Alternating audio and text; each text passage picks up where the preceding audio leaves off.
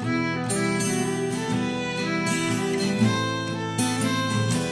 everyone, welcome back to my channel.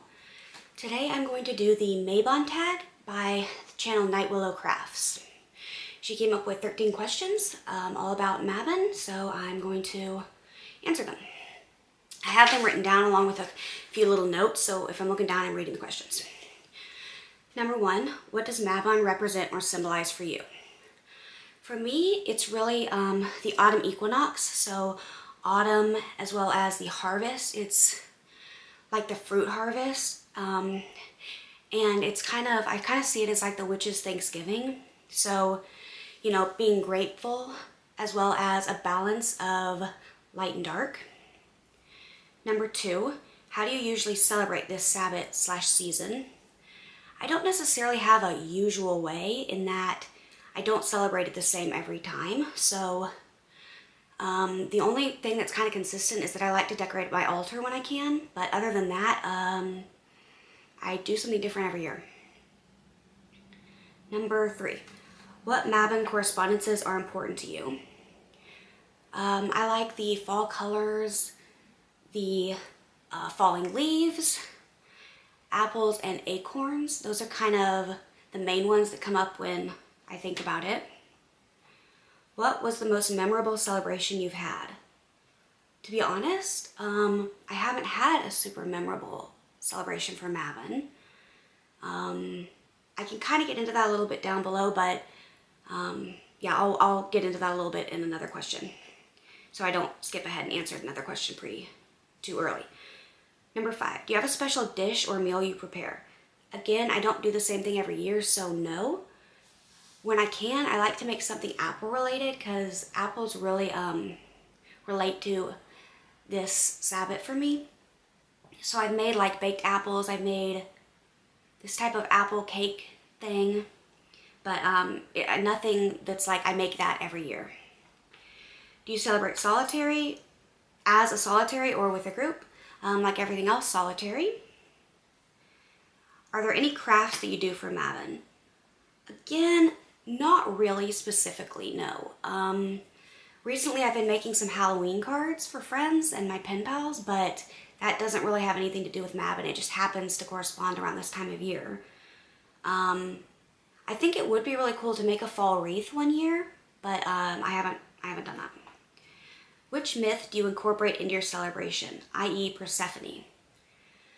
So,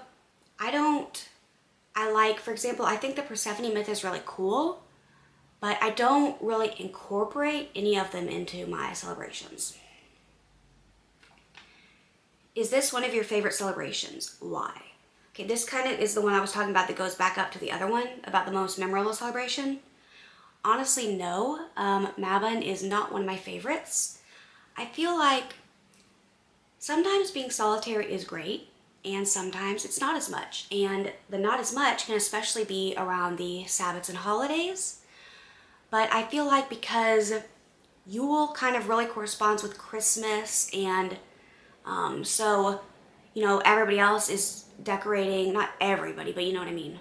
A lot of people are decorating, a lot of people are doing a lot of this sort of holiday mood type stuff. You don't feel as alone. And same with Samhain, you know, people are doing Halloween stuff, which sort of correlates, it's right on the same time frame. So, but with Mabon, I feel like it's just very lonely for me. So I don't have anybody to celebrate with. Like, I try to do things for my family, but they'll only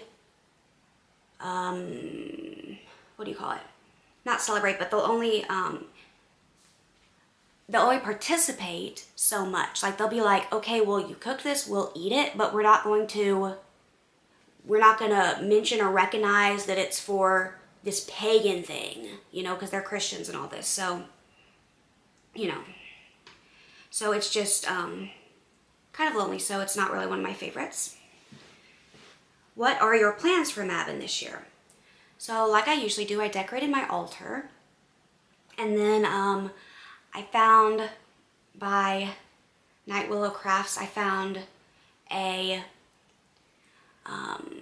it's a balancing ritual, a Mabon balancing ritual, incorporating the Norse goddess Hel. and she's someone I've worked with for a few years now, and I thought that was really cool, so I'm going to try that. And I am making supper for my family, who again are the kind of people who they will eat what I make, but they will not, you know, recognize or anything that it has to do with anything other than just being normal, as they say. Number 11, how have your celebrations changed over time?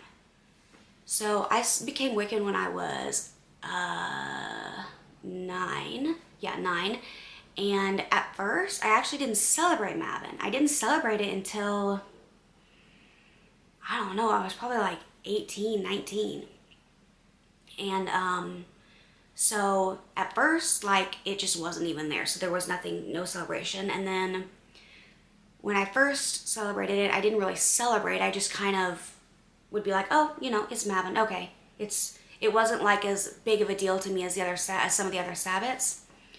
And then over time, I've tried to really incorporate and do more. So, you know, like I mentioned before, I do different things each year. So sometimes I like to go out in nature. A few years ago, I planted some bulbs, some flower bulbs that you need to plant in fall so that they'll come up in spring. So that was cool. That was probably my most memorable one, actually, now that I think about it, was planting the flower bulbs. I kind of forgot about that until just now. 12, do you celebrate for a single day or throughout the season? Sort of both. Like I mentioned about my plans for today, I will usually try to have some type of plans like that on the actual day itself, but then like I decorate my altar ahead of time and I'll leave it up after the official day has passed, and like I start getting into like the fall spirit like before the official day and stuff like that. 13, do you decorate your altar or home for Mabon, or do you skip ahead to Samhain? Like I said, yes, I do decorate my altar, but I don't really decorate the rest of my house. I live with my family, and so I don't really get a say over the rest of the house and what decorations get to be put up or not. So yeah, that was the last one. So thank you so much for watching. I'm going to tag you. Whoever is watching this, if you want to do this, I would love to see your response. So yeah, thanks again for watching. Please subscribe. Bye.